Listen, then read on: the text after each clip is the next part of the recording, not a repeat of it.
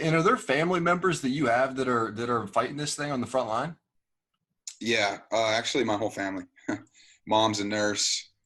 Dad's retired law enforcement. My brother's current law enforcement. Like, you got to give me your mom's. I've talked about your attitude, your game face. Give me your mom's game face. What's she got going on?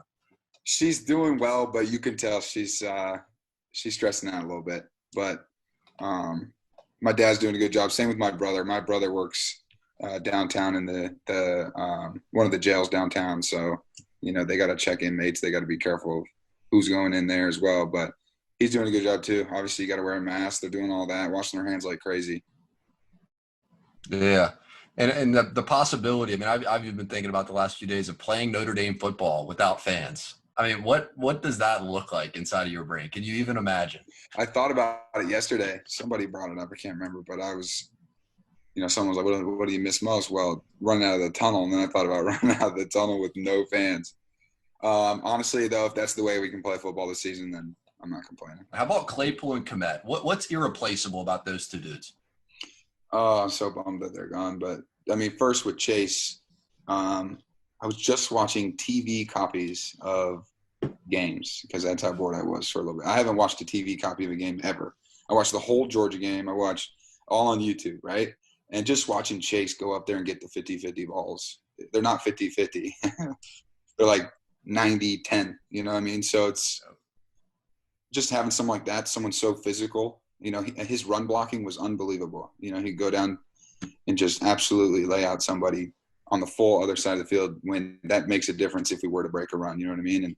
And he was a leader for our receivers, and he was somebody that was just so big and physical and was going to win that battle no matter who it was. That was a huge confident thing for me as a quarterback. I remember watching that Georgia game, and it just seemed like you guys were the better team. You know what I mean? I'm sure that you feel that same way too.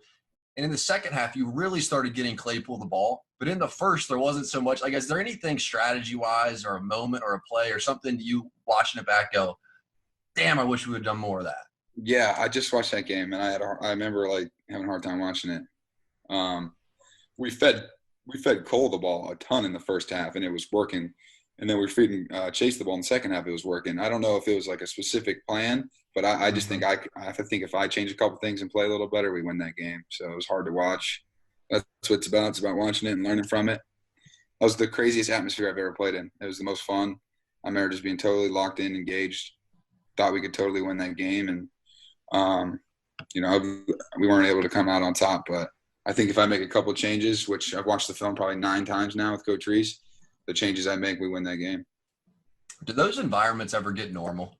Going into a place like that where it's like 90K plus, just freaking madhouse, like, does that ever get more normal, or how does that change as you get older? Right. I think it does. You get used to it for sure, but I don't know about normal. You run out there and you're like, wow, is this what you thought it was going to be like? I'm like, no, this was a sea of red. It was like a disco party at Georgia. They were turning lights off I didn't think you could turn off. I'm trying to warm up. It was crazy. And then, they sell out more than they ever have. I think they had like 90K, like you were saying. No, that doesn't really get normal, but that's why you go to Notre Dame, honestly. So I remember walking in there and just totally embracing it and just being excited to be there and really feeling like we could have won that game.